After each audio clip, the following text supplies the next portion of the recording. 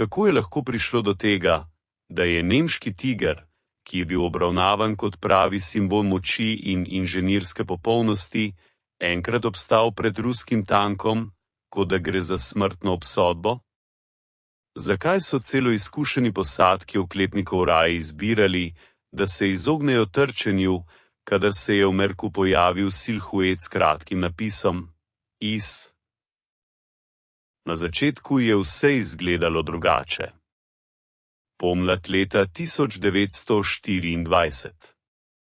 Evropa je dihala po dimu.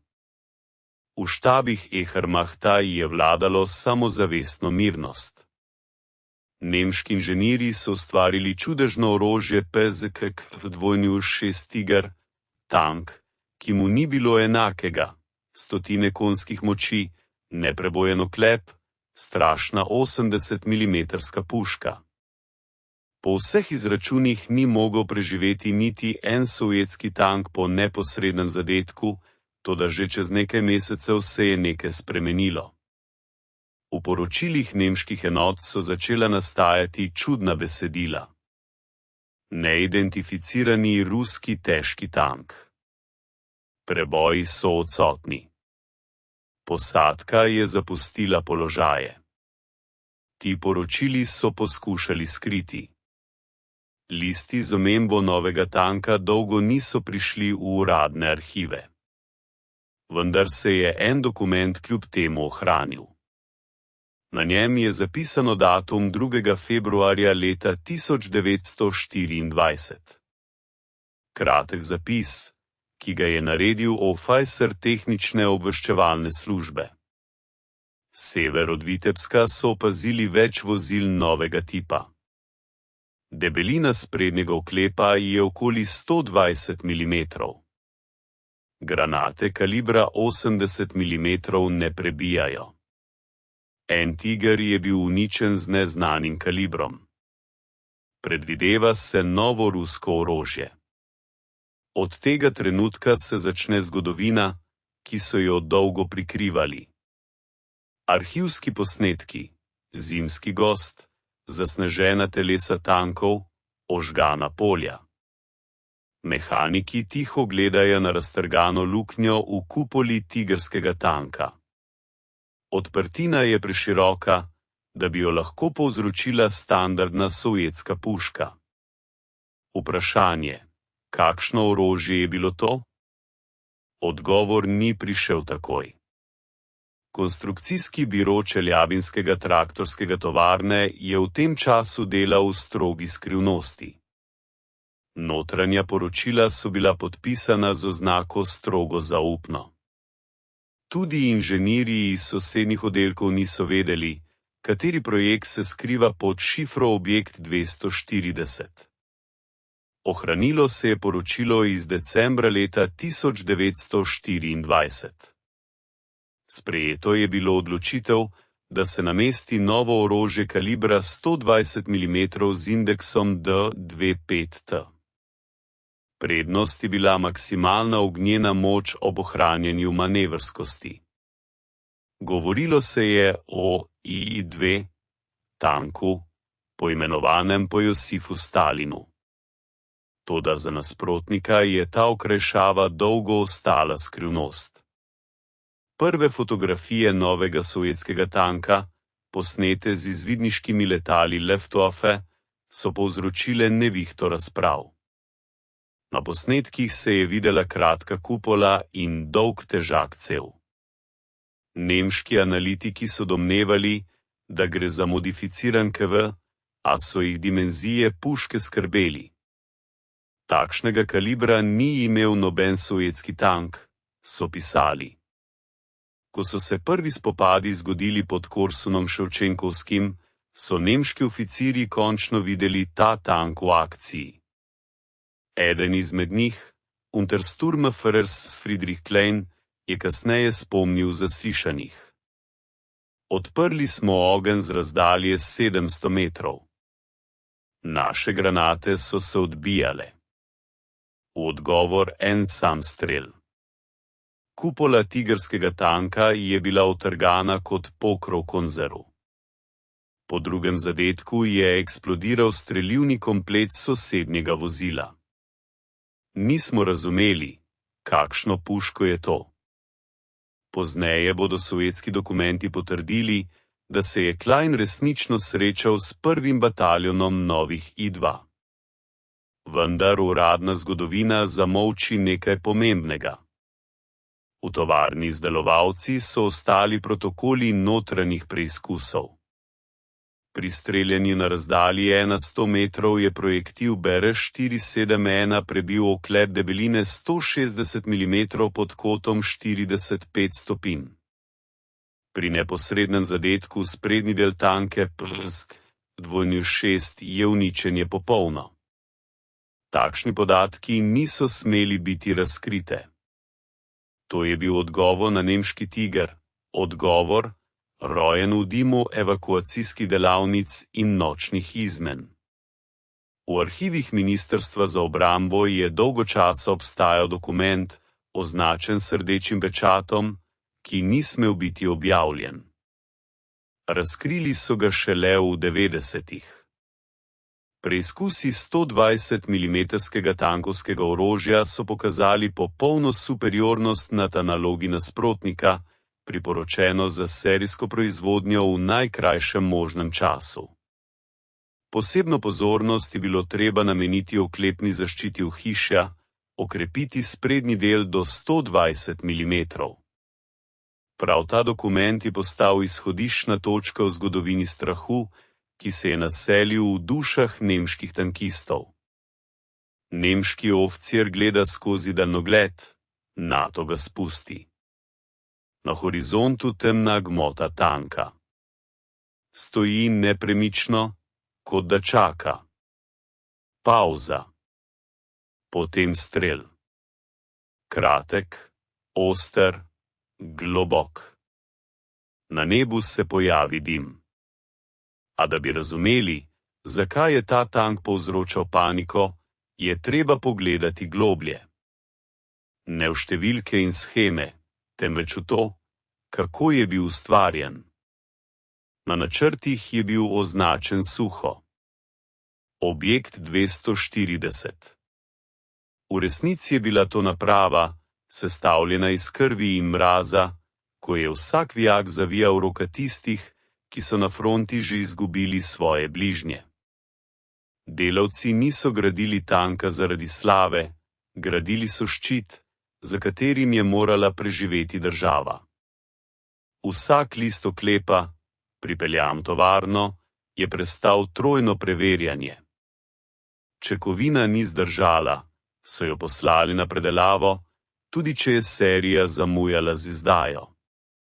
Inženirji so vedeli, da bo imela posadka v boju le eno priložnost. Pojav I-2 je bil ne le korak naprej. Bil je psihološki, strateški in tehnološki preobrat. Pavza. Počasen prehod k naslednjemu fragmentu. Nemški trofejni tabor, kjer preučujejo poškodovan I-2. Na mizi leži oklepni list s prebojem. Ob njem sta dva oficirja v belih rokavicah. Poročilo o trofejnem pregledu, najdeno po vojni v Berlinu. Oklop ima zapleten profil. Zgornji sprednji list pod kotom 30 stopinj, ekvivalent več kot 200 mm. Projektili 88 mm so neučinkoviti. Uporaba faustičnih nabojev na majhni razdalji je mogoča, a zahteva izjemno srečo. Tisti, ki je prebral to poročilo štabu, je razumel, da je nemška prednost padla. In prav takrat, januarja 1944, so nemške enote prvi zabeležile v svojih poročilih. Ruski tanki tipa IS se nenadoma pojavijo. Odprejo ogenj z velike razdalje, NATO izginejo. Srečanje z njimi povzroča paniko med posadkami. To je bila le uvodna scena. Vse bi moralo postati še veliko strašnejše. Prvi tigri, uničeni S-2, niso bili le uničeni, našli so jih raztrgane od znotraj. Eksplozivna valovna fronta od sovjetskega projektila je prebila kupolo, prebodila notranji oklep in raztrgala strelivo. Za nemške posadke se je to zdelo kot nepojasnljivo čudo. Videli so zadetek in čez sekundo je stolp izginil v dimu. Arhivska fotografija. Stolp tigra leži na boku. Oklep je izbočen navzven. Ročno napisana opomba, Vzhodna fronta, 1944. Oficirji so poročali navzgor, a štab je suho odgovoril: nadaljujte boj. To so osamljeni primeri. Toda primeri so se množili in vsak novo poročilo je dodajalo zaskrbljenosti. Spet I2. Lobira se. Prav tu, v tej fazi, preiskava šele pridobiva zagon. Nihče ne ve, kaj je pravzaprav povzročilo, da je nemška obveščevalna služba spremenila formulacijo v poročilih. Sprva je v poročilih figuriral suhoparen, novi tip težkega tankera, a že čez teden dni se je pojavilo drugo. Tank posebne trdnosti in neznanega izvora. Eden od prevajalcev, ki je delal pri štabu skupine Armad Center, se je mnogo let pozneje spominjal, da so oficirji Gestapo prišli osebno pobrati kopije teh dokumentov. Tajnost je dosegla absurdne razsežnosti. Oficirjem je bilo prepovedano razpravljati o novem ruskem tanku celo med seboj. Tisti, ki so videli I2 v boju, so podpisali zaveze o nerazkrivanju.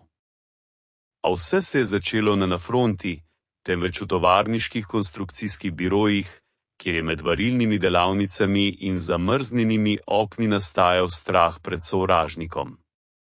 V januarju 1944 je Čeljabinsk živel v temi. Okna so bila zastrta, svetloba ni prodirala ven. V hišah je bilo mrzlo, v delavnicah pa je bilo toplo od razgretega kovine. Na načrtovalnih deskah so svinčniki škripali po papirju. Ljudje so poskušali izumiti tisto, kar bi ne le preživelo, temveč iztrgalo zmago iz jeklenih zobov tiger. Protokoli sej so se ohranili. Potrebno je povečati debelino oklepa brez povečanja mase. Predlagano je bilo uporabiti novo varilno tehnologijo z V-oblika zvarom. Preizkuse je potrebno izvesti takoj. Ta suh tekst pomeni veliko več, kot se zdi. Varjenje z notranjim pregrevanjem. Ideja inženirja Šašmurina je prvič omogočila povezati oklepne plošče tako, da se je udarec razporedil po celotni površini trupa. Tank je prejemal ne le zaščito, temveč se je spreminjal v monolit. Ko je bila artilerija D-25 končno nameščena na prvi prototip, so se začeli preizkusi, o katerih v uradnih revijah niso pisali. V zaprtem poligonu blizu Sverdlovska, kamor niso spuščali niti vojaških opazovalcev, so postavili odpisano nemško telo Tiger. Razdalja 1,5 kilometra. Prvi strel in sprednji oklep Tiger se razleti kot steklo. V poročilu je zapisano: opazili smo popolno uničenje trupa, preizkus velja šteti za uspešnega. A sledila je pripomba s svinčnikom na robovih. Ne objavljati, ne prikazovati. Paradoksalno je, da je prav strah pred morebitno izgubo skrivnosti postal ena izmed razlogov, zakaj je I2 ostal legenda celo znotraj lastne vojske. Ni vsak sovjetski posadki razumel, s čim pravzaprav upravlja. Spomladi 1944, ko so se začeli boji pod Proskurovom, je poveljnik tankovske brigade major Labanov prejel nenavaden ukaz. Nove naprave ne smejo biti prepuščene sovražniku. V primeru grožnje zajetja uničiti skupaj s posadko. Takšni ukazi so običajno dajali za prototipe, toda I-2 je že šel s serijsko proizvodnjo, kar pomeni, da je bilo v njegovi konstrukciji nekaj, kar se ni smelo pokazati sovražniku. Obstaja različica, da je bila pri prvih serijah IS-2 uporabljena eksperimentalna oklepna zaščita z dodatkom niklja in mangana v razmerju, ki se drugje ne srečuje več. Ta formula bo kasneje izginila iz vseh poročil metalurgov. Sam dokument z oznako preizkusa številka 23 bo izginil iz arhiva Oralmaž-zavoda konec 50. let. Ko bodo v 90. letih ta arhiv razkrili, bodo raziskovalci namesto poročila našli skrbno iztrgan list in sledi noža. Na sosednji strani bo ostalo le eno besedo – legiranje. Nemci so v tem času obupano iskali razlago za neuspeh svojih oklepnih enot.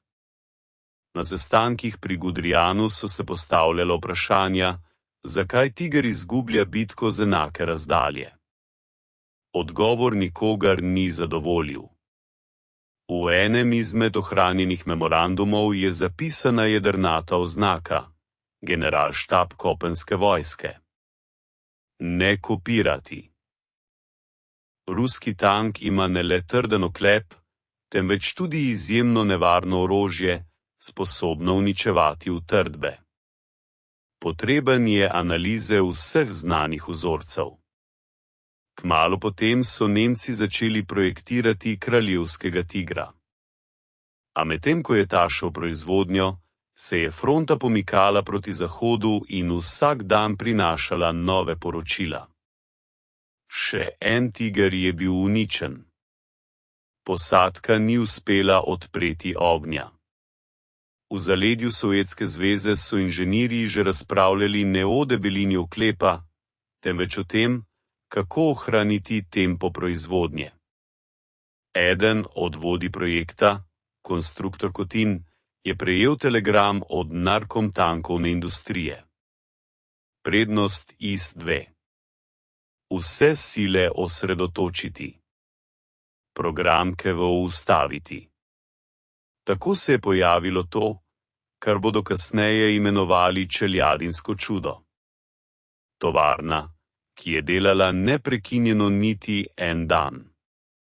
Izmenjave so trajale 16 ur, ljudje so spali med stroji, pod glavo pa so si podložili zvitke s črteži. Ko so odpeljali prvo desetino vozil, je vodja oddelka v dnevnik zapisal: danes smo poslali na fronto 10 Iosifov. Naj pokažejo tiger, kako se bori jeklo Urala. Do maja 44. je fronta že bila polna govoric. Nemci so govorili o novem ruskem zveri. Ujetniki so trdili, da ruski tanki streljajo z razdalje 2 kilometrov, ne da bi približali sovražnika.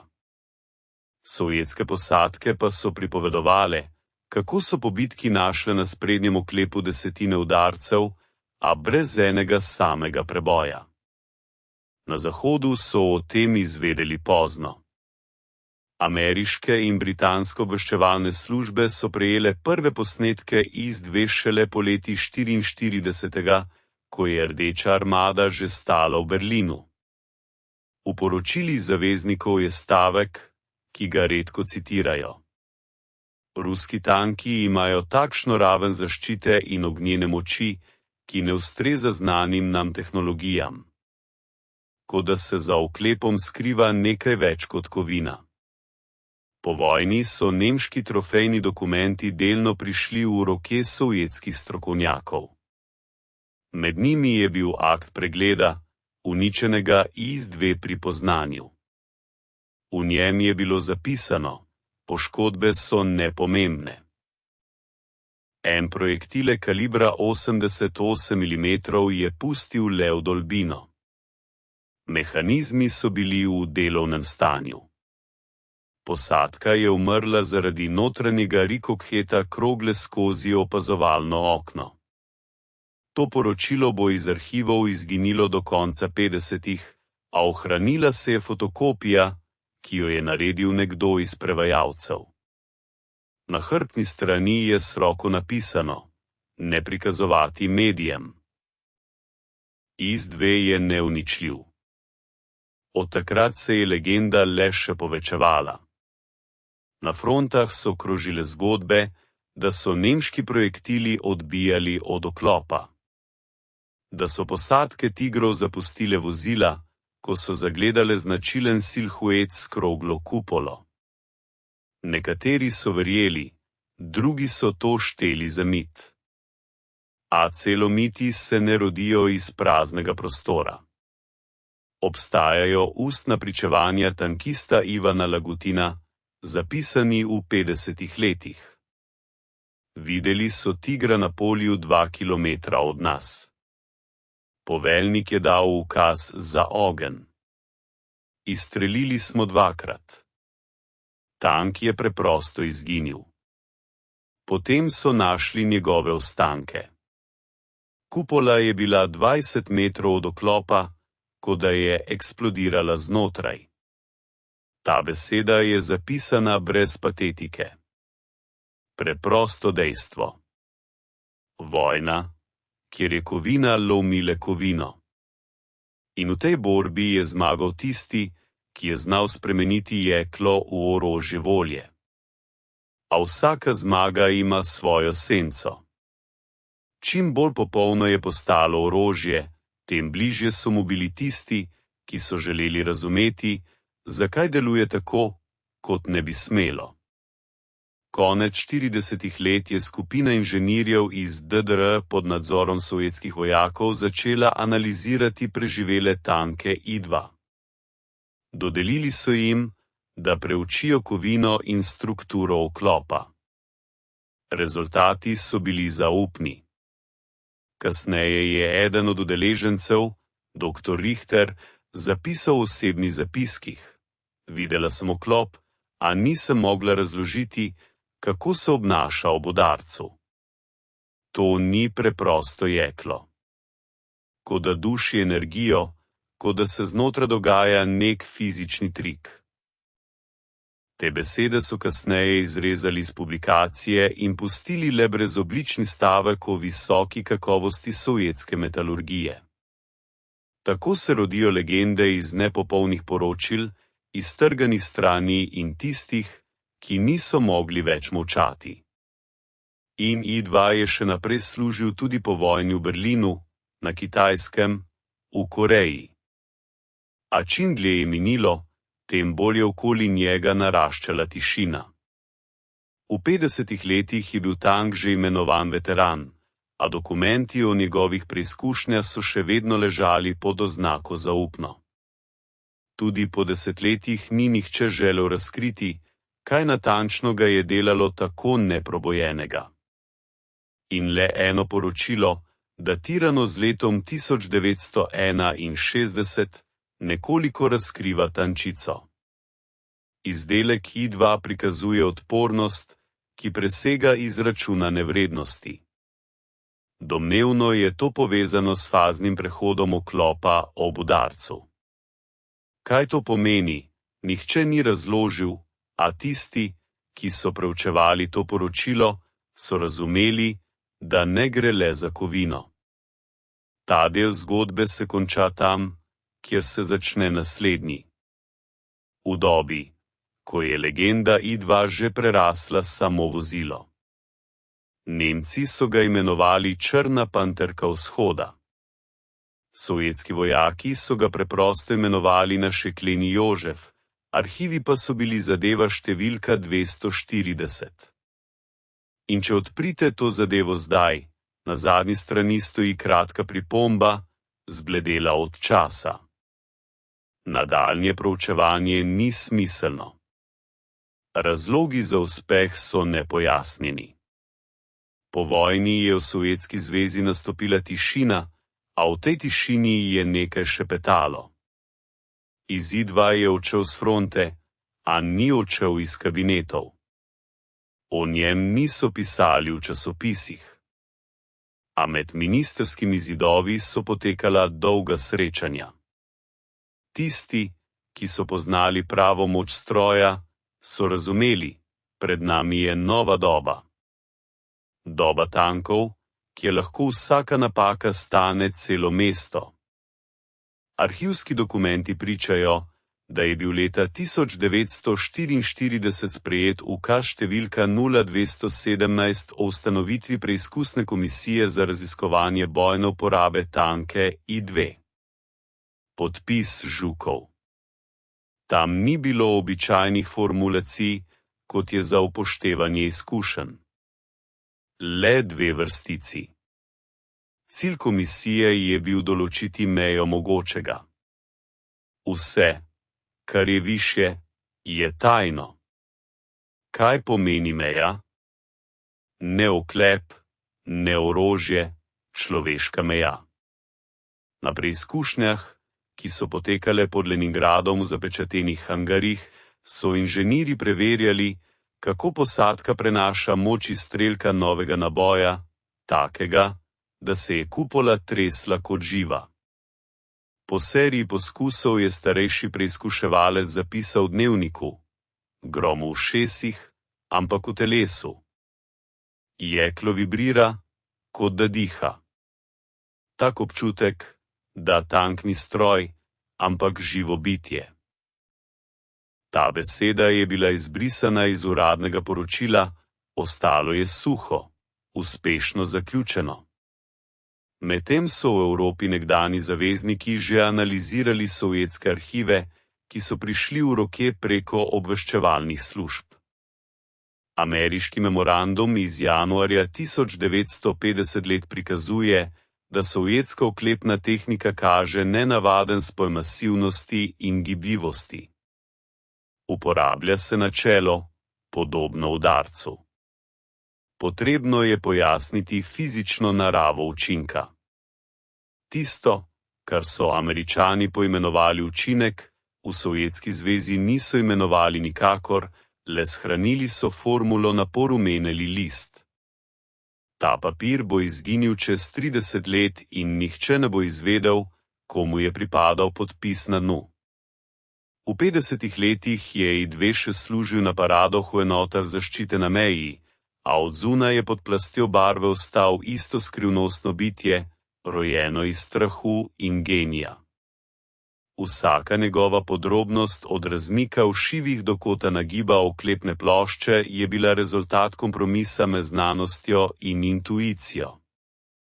Konstruktorji so se spominjali, kako so tedne razpravljali o debelini ene podrobnosti. V arhivu je ostal načrt s pripombo: izključiti vično povezavo. Tank ne sme imeti šibkih mest. In leta 1952 se v arhivu Ministrstva za obrambo pojavi oznaka. Zadeva S-240. V njej je poročilo o prvih tujih opazovanjih IS-2 na Kitajskem. Eden od prevajalcev je takrat zapisal: kitajski vojaki so bili presenečeni, zakaj se tank ob eksploziji mine ne prevrne? Tudi mi nismo vedeli, kaj odgovoriti. Odgovora res ni bilo. Sovjetski oklep je deloval drugače. Ob udarcu se je val razširil po telesu, energija pa se je kot da izgubljala v njem. Znanstveniki so to imenovali nepopolni rezonanci. Termin, izumljen le zato, da se ne piše beseda nerazumljivo. V enega izmed arhivov, v sekcijo metalurgije in dinamike uničenja, je prišel nenavaden dokument brez datuma. Nadaljnje preizkušnje so prepovedane. Metal se obnaša nepredvidljivo. Možna je kristalizacija po neznanem vzorcu. Verjetno je šlo za eksperimente z novimi dodatki, wolfralom, vanadijem, nikelom, ki so spreminjali strukturo jekla na mikroravni. A to je le domneva. Vse, kar je povezano s proizvodnjo oklepnih plošč za I-2, so pozneje uničili ali zakrili. V 60-ih so na vojaških akademijah učili o tankovskem inženirstvu po moderniziranih modelih. I-2 so prikazovali le kot prehodno fazo. A zunaj zidov akademije so krožile govorice. Govori se, da so na enem poligonu blizu Kurska izvajali skrivne strelske vaje. Stari modeli I-2 so bili postavljeni nasproti najnovejšim strojem, da bi preverili, kateri je boljši. Rezultati niso prišli v uradne poročnike. Kljub temu se je obdržal poročilo. Tanka iz leta 1934 je zdržala 3 zadetke iz orožja T-62. Poškodbe niso bile kritične. Po tem preizkusu so ga prenehali, udeležence pa poslali v različne garnizone. Nato se začne tisto, kar v arhivih imenujejo drugo življenje I-2. V 70-ih so desetine strojev prodali zaveznikom na Kubi, Kitajski in Severni Koreji. V teh letih se je I-2 spet znašel na bojiščih, vendar v drugem kontekstu. Na otoku Kuba so sovjetski inštruktorji opazovali, kako stari tanki, ki so se zdeli zastareli, zdržijo neposredne zadetke ameriških protitankovskih raket. V poročilih sovjetskega vojaškega atašeja je bila zapisano: izstrelitev rakete Kobra. Eksplozija. Prah se je usedel. Tank je cel. Poveljnik se smeje. To vrstico so kasneje prepisali kot tank, ki je prejel manjše poškodbe. Medtem so v tovarnah sestavljali nove stroje I-3, I-4, NATO T-1. Toda vsak konstruktor je vedel, da so vsi nadaljevanje iz-2, saj je prav on postavil formulo nepredstavljivega ravnotežja med maso, hitrostjo in življenjsko dobo. Ko so leta 1982 na enem od opuščenih skladišč v Belorusiji našli stari 2, so ga želeli poslati na odpad, vendar se kovina ni dala rezati. Žage so se ostrile, svedri so se lomili. V revizijskem dnevniku so zapisali: oklep se ne reže, iskrice nenavadne, barva bela, temperatura visoka.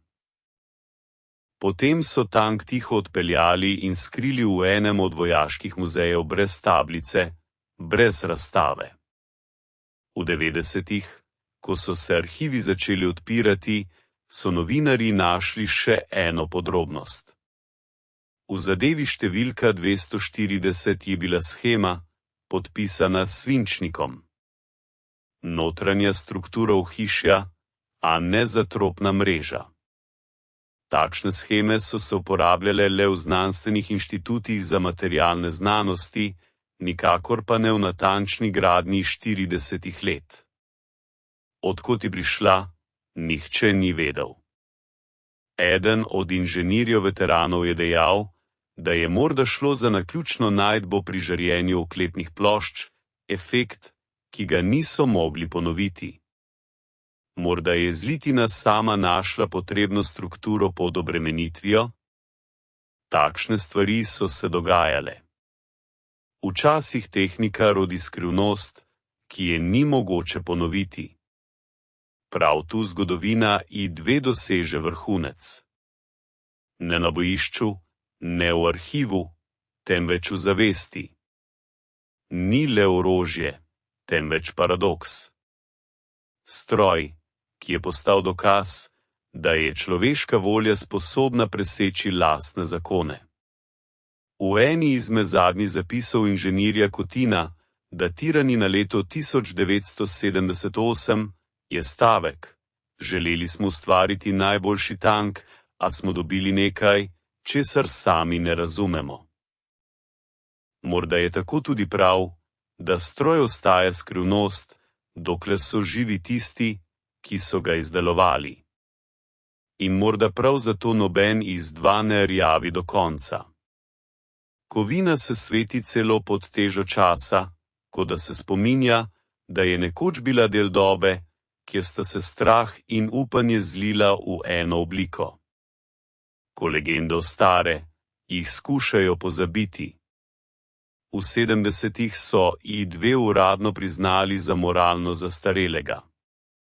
Prve stroje so poslali v rezervo, NATO na predelavo. A ne vsi. Nekateri so izginili po poti, kot da so se raztopili v dokumentih. Po evidenci čelabinskega arsenala iz leta 1985 je bilo zabeleženih 108 tankov, čez leto 99. Nič o znaku odpustitvi, nič o prevozu. Preprosto 9. Vojska je to razlagala kot običajno napako pri evidencah, a v dnevniku izhodov transportnih enot za isto obdobje je ostala opomba s svinčnikom.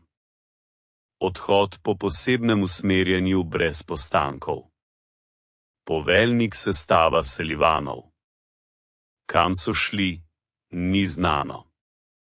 Nekateri raziskovalci menijo, da so tanki bili uporabljeni pri zaprtih jedrskih poskusih kot tarče. Drugi, da so preučili njihovo oklepo v novih tajnih laboratorijih, a nobena hipoteza ni bila potrjena. V 88. je en inženir metalurg, ki je delal v njej pod Sverdlovskom, na srečanju veteranov dal ustno priznanje. Vzeli smo kovino z ohišja I2. Pod elektronskim mikroskopom ni izgledala kot običajen jeklo, temveč kot da je znotraj struktura, podobna vlaknom. Ko smo jo segrevali, se je oblikovala vzorec, podoben živi tkivu. Te besede nihče ni uradno zabeležil. Teden dni po srečanju je inženir umrl za srčnim napadom. Zadevo so zaprli, nič nenavadnega niso našli, a njegovi laboratorijski dnevniki so bili zaseženi. Hkrati so na vojaških poligonih začeli odpisovati zadnjis. En avto so poslali v Leningrad na restavracijo za muzej oklepne tehnike. Ko so se strokovnjaki poskušali demontirati kupolo, so naleteli na nepričakovano. Vijaki se niso popuščali, ključi so se lomili, kovina se ni premaknila niti za milimeter. Morali so rezati s plamenom. In takrat so videli, da je jeklo znotraj temnejše od običajnega, skoraj črno, kot grafit. Odrezani deli niso ohladili, zadržali so toploto, več urednik poročilo o restavraciji ni bilo objavljeno. Mojster, ki je vodil delo, je kasneje novinarju povedal: zdel se mi je, da tank ni hotel, da bi ga dotikali. Medtem v Evropi, kjer so ostali trofejni primerki, se je dogajalo nekaj podobnega. V eni poljski enoti, ki je stal I2 na postamentu v 90-ih, so se odločili, da ga odstranijo s piedestala in preselijo v nov muzej. Ko je žerjav dvignil ohišje, so delavci opazili čudno svetlobo na notranji površini oklepa, kot da je kovina odražala svetlobo, ki je ni bilo. Fotografije tistega dne so bile uničene. Ena slika je naključno ostala v zasebni zbirki, a na njej ni bilo nič vidnega, razen nenaravnost svetlega madeža ob varjenem šivu. Morda je to preprosto optični učinek, morda pa preostala energija tistega, kar so nekoč imenovali fazno preoblikovanje. V istem času so v sovjetskih arhivih začeli odpirati deklasificirane zadeve. Mnogi raziskovalci so iskali dokumente o I2, a so se srečevali s praznimi mapami. Namesto poročil le naslovnice, znotraj pa list z eno frazo: zadeva zasežena, prenesena v drugo kategorijo shranjevanja, v katero nihče ni vedel. Nekateri so sumili, da so skrivnosti prešle v nove projekte. Tiste, ki so kasneje postale osnova za sodobne tanke. A to so le domneve. Usoda ustvarjalcev in C2 se je razvijala različno. Inženir Kotin je umrl konec 70-ih, pustil je rokopis brez naslova.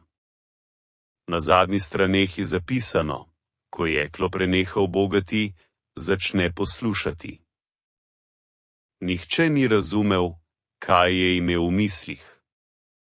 Rokopis je dolgo ležal v družinskem arhivu, preden so ga predali v muzej. Tam je tudi izginil. Zaposleni trdijo, da dokument ni bil upoštevan v inventarnih knjigah. V 90-ih, ko se je gospodarstvo sesulo, so na skladiščih začeli rezati staro tehniko. Pričele so se širiti celo legende. In C2 so rezali v tišini, brez časti, brez parad. A kovina se je upirala. Rezanje je potekalo počasi, kot da je nekaj znotraj onemogočalo, da bi izginil. Delavci so se šalili. Ta Jožef se do konca ne predaja. Na enem od obratov v tuli se je rezalni instrument preprosto stopil, ne da bi pustil sled na oklepu. Poročilo so predložili kot incident pri delu s kalinim zlitkom, a je starejši mojster zapisal v dnevnik. Iskrice so šle navzgor. Takšnega ne bi smelo biti. Od takrat so v oklepnem telesu, kjer so rezali ponoči slišali hrup, kot da nekdo trka od znotraj. Izmenjave so prosile, da jih premestijo v druge delavnice. Počasi so pozabili nanj. Postal je muzejski eksponat, nato pa preprosto ozadje na fotografijah. Na paradah so ga vlekli iz hangarjev, čisti do sijaja. A nihče ni pomislil, da je ta kovina nekoč nosila dih vojne. Stal je na postamentih v 10 mestih. Črn, masiven, molčeč. Pešci so hodili mimo, ne da bi gledali. Ako si le prišel bliže in se dotaknil hladnega železa, se je zdelo, da je še vedno živo, rahlo vibrira, kot da pod kožo pulzira. Na koncu 90-ih je skupina študentov iz Sankt Peterburga sklenila posneti dokumentarni film o starih tankih. Odpeljali so se na eno od poligonov, kjer je stal zapuščeni drugi. Kamero so vklopili zvečer in na arhivskih posnetkih je vidno, da v trenutku, ko se kamera približa kupoli, zvok izgine. Le veter in gluh udarec, kot korak. Film se prekine. Film nikoli ni izšel. Od 5 študentov so se 4 odločili, da ne nadaljujejo snemanja. 5 je pozneje napisal kratko opombo v reviji. Obstajajo stvari, ki nočejo, da jih pomnijo. Potem je tema IF-2 spet utonila v senco. Znanstvene objave so prenehale izhajati. Tovarne so spet zaprle arhive. V 2000 letih so zgodovinarji poskušali zahtevati dokumente o projektu objekta 240. Odgovor je prišel kratek, sklad je zaprt, rok hrambe podaljšan. In to je bilo to. Kot da bi stroj, ustvarjen iz jekla in dela, spet utonil v isto temo, iz katere je prišel. Nekateri pravijo, da so vse to izmišljotine, tehnične legende. A če ponoči hodiš po muzeju oklepne tehnike in se ustaviš pri IS-2, lahko slišite šibek odmev, kot da nekje znotraj živi zvok starega motorja. In zdi se, da tank ne stoji, ampak čaka. Čaka, kdaj bo kdo spet postavil tisto vprašanje, ki je Nemce prestrašilo bolj kot strel. Zakaj njihovi tigri niso mogli prebiti IS-2? Po razpadu Sovjetske zveze je veliko izginilo, a ne vse. Nekatere stvari se ne dajo izbrisati. Kot da še naprej obstajajo v drugem sloju časa. IS-2 je bil ena izmed njih. Do konca 90-ih se njegovo ime ni več pojavljalo v vojaških poročilih. Tank je prenehal biti tehnika, a ni prenehal biti zgodovina. Arhivisti pravijo, da vsak predmet, ki je preživel vojno, nosi sled energije, ki je ostala od ljudi, ki so ga dotikali. Stroji, kot je I-2, so vpijali preveč, zvok strelov, strah, upanje, jezo. Ko so jih postavili v muzeje, se niso ohladili leta. To ni metafora. V poročilih o muzejski zbirki tehnika iz 40 let obstaja stavek, ki ne bi smel priti v dokument. Temperatura površin eksponata je višja od ozadja za 3 stopinje. Razlog ni bil ugotovljen. Nihče ni iskal razloga. Preprosto so ga prečrtali. Nekje v Podmoskovju še vedno stoji hangar, ki ga ne prikazujejo obiskovalcem. Znotraj je nekaj strojev iz časov vojne, med njimi tudi I-2. Uradno za restavriranje. Neuradno, ker ga niso mogli razstaviti. Vse matice na kupoli so se zakovale. Kovina ne gre ne z rezalnikom, ne z vrtalnikom. Po nočeh tam varujeta 2 varnostnika.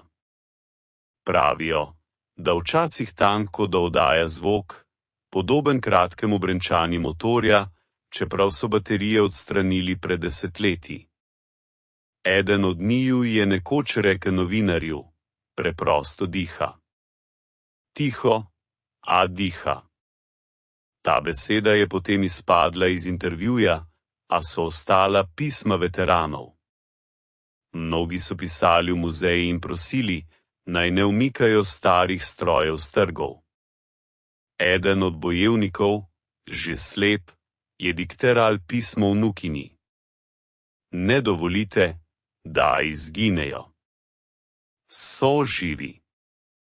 Slišali smo, kako so se pogovarjali. Ne z železom, ne z motorjem, preprosto s prisotnostjo. Stali smo ob njih in čutili, da se spominjajo. To pismo je dolgo ležalo brez odgovora, dokler ga ni eden od zaposlenih v muzeju prebral na sestanku. Dvorana je utihnila, nato pa je nekdo rekel: mi ne hranimo kovine, mi hranimo pričevanje. Tako je tank ostal ne kot orožje, temveč kot priča. Njegova oklepna zaščita je že dolgo pokrita s prahom, barva je zbledela. A če potegneš roko po hišju, začutiš neravnine. Kot da so pod kožo zaklenjeni udarci preteklosti. Na nekaterih tankih so še vedno vidni sledovi varjenja. Grobi, neurejeni, a prav ti šivi so rešili življenja. Na koncu 90-ih so v enem od vojaških arhivov na Uralu našli škatlo brez opisa. Znotraj so desetine starih steklenih negativov. Na njih delavnice, ljudje, zaledenele okna, obrazi inženirjev. Na hrbtni strani ene od plošč je svinčnikom napisano: izdelek marec 44. Prvi je šel. Med figurami ob tanku stoji ženska v vatinasti jakni. Drži ključ. Ime ni znano, vendar je v bližini na robovih fotografije odtis dlani. Odtis, ki je starejši od 50 let. Arhivisti ga hranijo pod steklom. Ko gledaš te posnetke, razumeš, da skrivnost ni v oklepu in ne v topu. Je v ljudeh, ki so ga ustvarili. Vsak izmed njih je v kovino vložil tisto, česar niso mogli izraziti z besedami: trma, obup, vera. Morda je prav to ustvarilo tisti učinek, ki ga kasneje nihče ni mogel ponoviti. Ni formula, temveč občutek meje. Na koncu stoletja, ko so v muzejih postavljali elektronske table in zamenjevali stare opise, je eden od zaposlenih predlagal, da odstranijo iz razstave stavek: tank, katerega so se bali tigridi. Rekel je, da to zveni preveč patetično, preveč staromodno. A glavni kustos je tiho odgovoril: pusti. Res so se bali. V dvoranah je postalo svetleje, a zdi se, da so pod tem svetlom sence postale gostejše. Obiskovalci gredo mimo. Nekdo fotografira, nekdo sploh ne opazi, nekje na oddaljenem pultu za steklom pa stoji majhna tablica, sivikovina, obrabljene črke. Na njej so le 3 besede: ins 1934. Če prisluhneš, se zdi, da zrak okoli rahlo vibrira, kot pred odmevom izstrelka. In v tem trenutku se zdi, da gledalec čuti, da zgodovina ni končana. Preprosto čaka, da nekdo spet odpre vrata v hangar, klikne na stikalo in težak motor, ki je desetletja stal v temi, nenadoma spregovori. Gluh, kratek, enkrat, in zaslon se nenadoma ugasne, brez napisov. Ja.